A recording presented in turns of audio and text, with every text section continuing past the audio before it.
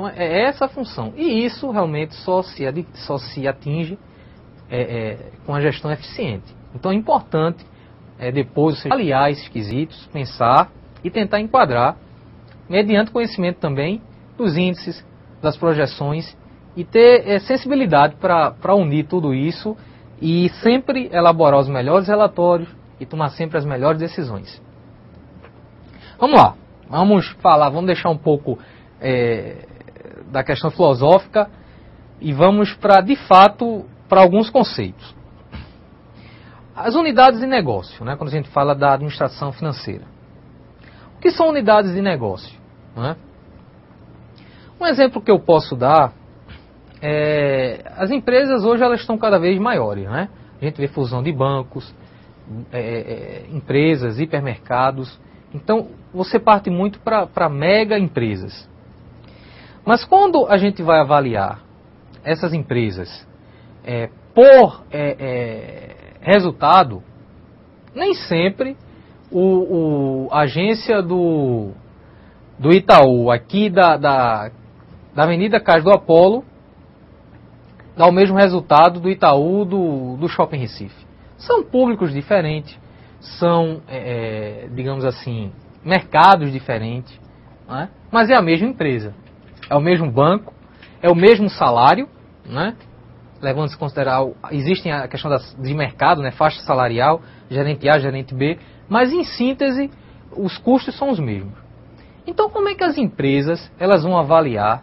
Né? A gente não pode, quer dizer, até se faz, ainda se faz hoje muito menos, mas a gente não pode somar tudo, dividir pelas despesas, subtrair as despesas e apurar o lucro.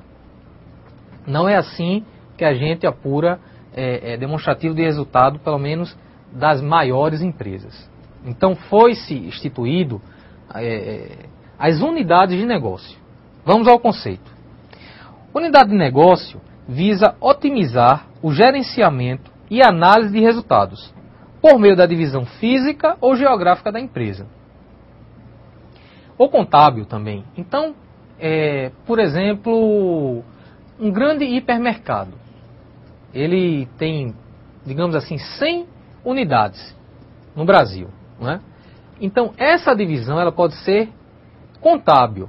Né? A gente vai dividir por centro de negócios, unidades de negócios. Então, por exemplo, Pernambuco, Paraíba e Fortaleza, as unidades, os hipermercados localizados nessa região vai ser a unidade de negócio Nordeste. Rio de Janeiro, São Paulo vai ser Sudeste. Então pode ser feito geograficamente essa divisão. Também contabilmente, né? Assim a gente faz por produto. Então o setor de alimentos é uma unidade de negócio. Perecíveis é outra unidade de todos os hipermercados. Então essa divisão, de que forma vai ser avaliado? Vai ser instituída essa unidade de negócio, aí é uma decisão contábil e gerencial. Não é? Vamos lá. As unidades de negócios passam a ter uma avaliação específica, considerando indicadores tais quais investimentos, retorno sobre capital, capital de giro e entre outros. Então vamos continuando. Vantagens da adoção da divisão por unidade de negócio. Então, quando a empresa ela realiza essa divisão por unidade de negócio, ela tem um objetivo. Não é? E esses objetivos são aferição do desempenho por segmento. Então, ela vai avaliar por que, por exemplo, o hipermercado de Recife, das mesmas dimensões, ele está apresentando um resultado contábil melhor do que o localizado em Salvador. Entendeu? Então, quando ela apresenta o resultado do lucro, é um só, o resultado é um só. Mas ela avalia isso independente. Não é? Ela avalia de que forma, e isso serve basicamente para quê? Para ajustar, né, gente? Para a gente ver o que é que está sendo feito. O que é que está acontecendo. Outra vantagem da divisão por unidade de negócio é a concorrência saudável entre as unidades. É isso que a administração financeira ela prega, né? Quando você tem transparência, você gera concorrência. Por exemplo, na Caixa Econômica existe a questão dos rankings, né? Por exemplo, aqui em Recife são 40 agências. 44 agências. A Caixa Econômica Federal é uma empresa só. Você fala de Caixa, né? Eu sou empregado da Caixa, tanto quanto um colega no Acre, também empregado da Caixa. Mas, por exemplo, as 44 agências aqui e as mais de 500 agências em todo o Brasil, cada agência é uma unidade de negócio. Então, por exemplo, aqui existe um ranking das 10 primeiras em resultado. Então isso gera uma concorrência interna, né? Quem ganhou medalha, quem perdeu medalha, né? Então a forma da gente, já imaginou se fosse tudo, agência Caixa Econômica em Recife. Estou falando de Recife, estou falando nem de Caruaru e das cidades do interior. Então basicamente é isso. É você aferir o desempenho, a concorrência entre as unidades, aí você alavanca o resultado e o lucro, a agilidade, né? E alto nível profissional. Vamos aí, tá ficando claro esse conceito de unidade de negócio? Eu acho que o pessoal poderia se posicionar, se está entendendo, se... Tá ok, eu vou perguntar, professor. Pronto. Então, as unidades de negócio, pessoal, das empresas, por exemplo, na Caixa Econômica, a empresa optou por dividir a empresa, a unidade de negócio, por agência. Então, é um tipo de divisão. Né? Digamos, foi instituído isso aí. Mas também eu posso, na minha empresa, dividir a empresa por segmento. Então, eu presto serviço de consultoria, uma empresa ou uma clínica. Então, eu divido aqui na pessoa física. Por exemplo, esse exemplo aqui vai mais para os bancos comerciais. Por exemplo, a Caixa, ou qualquer outro banco, o Banco do Brasil, poderia, o Banco do Brasil também adota o sistema geográfico, né, de unidade de negócio. Então, cada agência se equipara a uma unidade de negócio.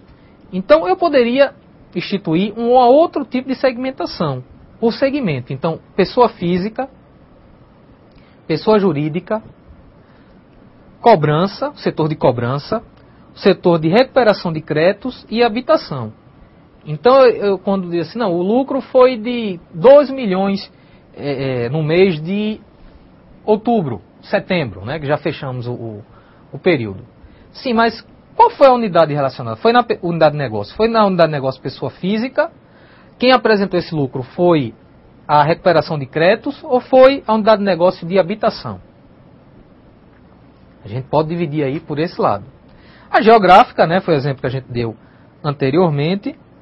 Então, a adoção de cada filial como unidade de negócio. É o que acontece na maioria dos bancos, hipermercados também, né, magazines, essas lojas, né, é a mais utilizada.